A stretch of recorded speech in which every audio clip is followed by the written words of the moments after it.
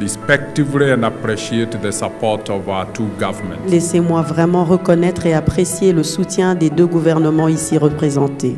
Alors les principes d'Equity sont très simples. Se rassurer que la mission ait lieu et que les partenariats puissent vraiment se mettre en place et être solides. Equity BCDC a aussi mis à disposition 5 milliards de dollars pour tous les entrepreneurs qui pourront participer à cette mission afin de faciliter les projets et les partenariats. Ces 5 milliards de dollars permettront à 5 millions d'entrepreneurs de pouvoir emprunter et développer leurs entreprises. Pour clore, j'aimerais vivement remercier le gouvernement RD congolais qui est actionnaire dans Equity BCDC et qui nous a donné l'opportunité d'utiliser cette succursale afin de mettre en avant les fonds qu'il faut pour pouvoir faciliter ce processus. Je voudrais rassurer le groupe Equity que le gouvernement congolais tient à ce vaste projet.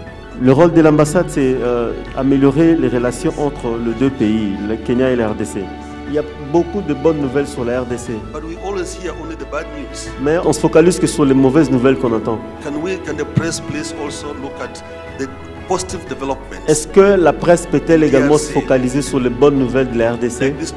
Par exemple, cette mission commerciale, pour encourager le reste du monde d'avoir confiance à ces pays. Je pense qu'il est incontestablement attesté aujourd'hui que la présence kenyane dans le circuit économique n'est plus à démontrer.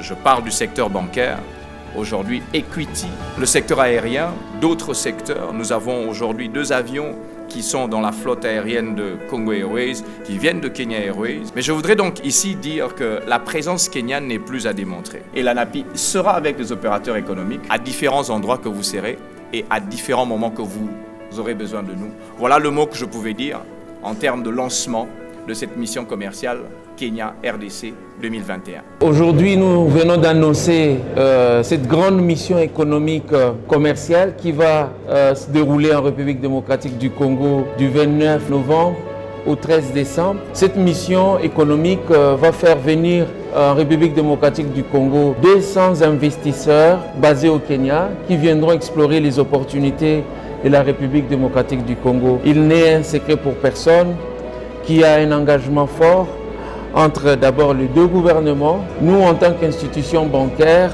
nous voulons jouer un rôle majeur dans la promotion du commerce transfrontalier. Fort de notre expérience dans la région, nous avons été à la facilitation de cette mission économique qui va se dérouler en 4 phases. Premièrement à Kinshasa, en second lieu à Lubumbashi, à Goma et puis à Mbujimayi pour la partie centre. Bienvenue à la mission commerciale Kenya-RDC 2021.